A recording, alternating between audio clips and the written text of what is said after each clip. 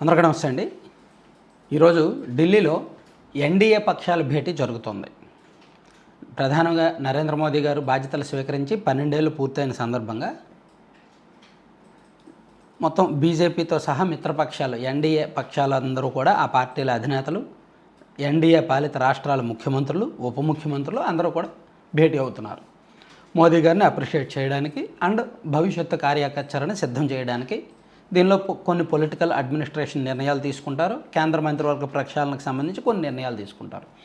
ఈ భేటీకి ఆంధ్రప్రదేశ్ నుంచి సీఎం చంద్రబాబు గారు, డిప్యూటీ సీఎం పవన్ కళ్యాణ్ గారు వెళ్ళారు. అయితే ఈ భేటీ ప్రారంభానికి ముందు మీడియాతో off the record chit chat మాట్లాడే సందర్భంలో కేంద్ర హోంమంత్రి అండ్ బీజేపీ అగ్రనేత అమిత్ షా గారు చేసిన కామెంట్లు ఇప్పుడు దేశవ్యాప్తంగా వైరల్ అవుతున్నాయి. బీజేపీ భవిష్యత్తులో ఏ రాష్ట్రంలో కూడా పొత్తు పెట్టుకోదు, మేము సింగిల్గానే అధికారంలోకి రావడానికి ప్రయత్నాలు చేస్తున్నాం, వ్యూహాలు రచిస్తున్నాం, ఏ రాష్ట్రంలో ఇక మీదట మాకు పొత్తులు పెట్టుకోవాలని లేదు. తెలంగాణలో పర్టికులర్గా తెలంగాణను ఆయన ప్రస్తావించి తెలంగాణలో మేము అసలు పొత్తులు పెట్టుకోము, సింగిల్గానే వెళ్తాము అని చెప్పారు. తెలంగాణలో బీఆర్ఎస్తో పొత్తుంటుంది అనే వ్యాఖ్యల నేపథ్యంలో ఆయన ఈ కామెంట్స్ చేశారు. కొంచెం వినడానికి విడ్డూరంగానే ఉన్నాయి. బీజేపీ ఏ రాష్ట్రంతోనూ పొత్తు పెట్టుకోకపోతే మేబీ ఉత్తరప్రదేశ్లో వర్కౌట్ అవ్వచ్చు, ఢిల్లీలో వర్కౌట్ అవ్వచ్చు, అండ్ గుజరాత్లో వర్కౌట్ అవ్వచ్చు, మ్యాక్సిమం ఒక 4-5 రాష్ట్రాల్లో వర్కౌట్ అవ్వచ్చు కాక.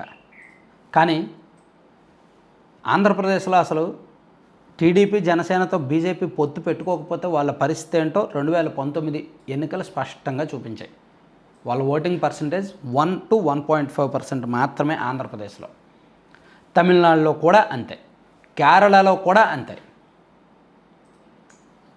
తెలంగాణలో మేబీ అరౌండ్ ఒక 6 to 7% ఉండొచ్చు, మ్యాక్సిమం ఒక 10%కి వెళ్తే వెళ్ళొచ్చు తెలంగాణలో. కర్ణాటకలో మేబీ సింగిల్గా అధికారంలోకి వస్తే రావచ్చు. సౌత్ పరిస్థితి ఎలా ఉంటే నార్త్లో బీహార్లో వాళ్ళు పొత్తు పెట్టుకునేగా ఇన్నాళ్ళు అధికారంలో చలాయించారు. జేడీయూ పార్టీతో వాళ్ళకు పొత్తు ఉందిగా, అండ్ చాలా రాష్ట్రాల్లో పొత్తు పెట్టుకునే వెళ్తున్నారు కదా, చాలా రాష్ట్రాల్లో పొత్తు పెట్టుకునే అధికారంలో ఉన్నారు కదా. కానీ ఇంక మేము పొత్తు పెట్టుకోము, సింగిల్గానే అధికారంలోకి వస్తున్నాము, దానికి తగ్గ వ్యూహాలు రచిస్తున్నాము రాష్ట్రాల వారీగా అని చెప్పారనమాట. అంటే 3 సార్లు వరుసగా అధికారంలోకి వచ్చిన తర్వాత ఇంక ప్రాంతీయ పార్టీల అవసరం మాకు లేదు, ఆ పార్టీలను మేము చీల్చేస్తాం లేదా ఆ పార్టీలను మాలో కలిపేసుకుంటాం అనుకున్నారేమో. ఇప్పుడు మహారాష్ట్రలో అదే జరిగింది.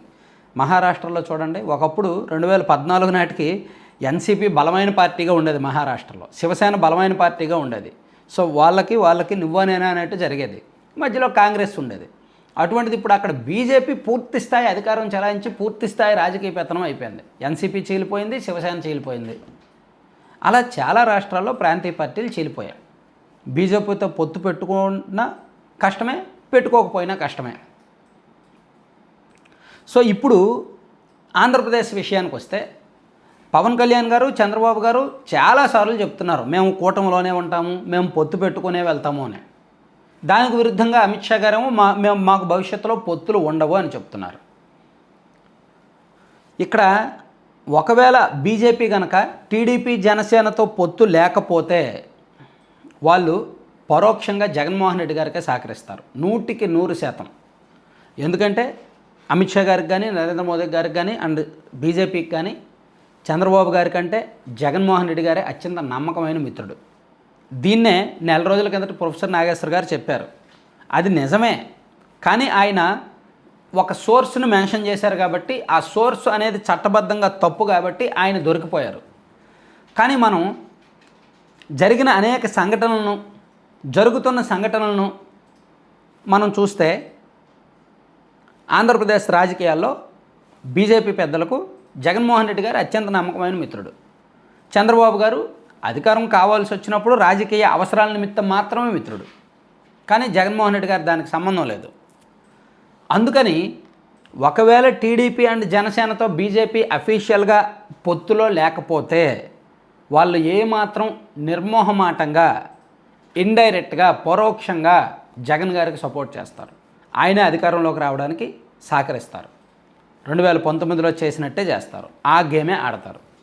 ఆ గేమ్ చాలా డేంజరస్ గేమ్. అది ఎలా ఉంటుందో మన రాష్ట్రంలో 2019 ఎన్నికల్లో చాలా స్పష్టంగా అందరూ చూశారు. మరి ఇక్కడ ఏ ధైర్యంతో, ఏ ధీమాతో, ఏ నమ్మకంతో చంద్రబాబు గారు, పవన్ కళ్యాణ్ గారు పదే మేము పొత్తుల్లో ఉంటాం 15 ఏళ్ళు పొత్తుల్లో పెట్టుకుంటాం, 15 ఏళ్ళు మేమే అధికారంలో ఉంటాం, శాశ్వతంగా మేమే అధికారంలో ఉంటాం అని ఎలా చెప్తున్నారు? సో ఒక వ్యూహం లేదా? ముందుగా మాట్లాడుకోలేదా? లేదా ఇది వీళ్ళిద్దరు ప్రకటన మాత్రమేనా? వీళ్ళిద్దరు మాత్రమే పొత్తులో ఉండాలని డిసైడ్ అయ్యారా? టీడీపీ జనసేన మాత్రం పొత్తులో ఉండాలి అని డిసైడ్ అయ్యారా? బీజేపీ పెద్దలకు తెలియదా? సో చాలా గందరగోళానికి దారితీసే అంశమే. పైగా ఈ మాటలు ఎప్పుడొచ్చాయి?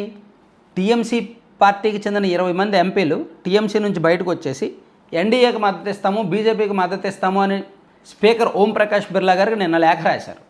అది జరిగిన తర్వాత మాకు ఇంక ప్రాంతీయ పార్టీలు అవసరం లేదు, మాకు ఇంక పొత్తులు అవసరం లేదు అని అమిత్ షా గారు కామెంట్ చేశారంటే అర్థం ఏంటి?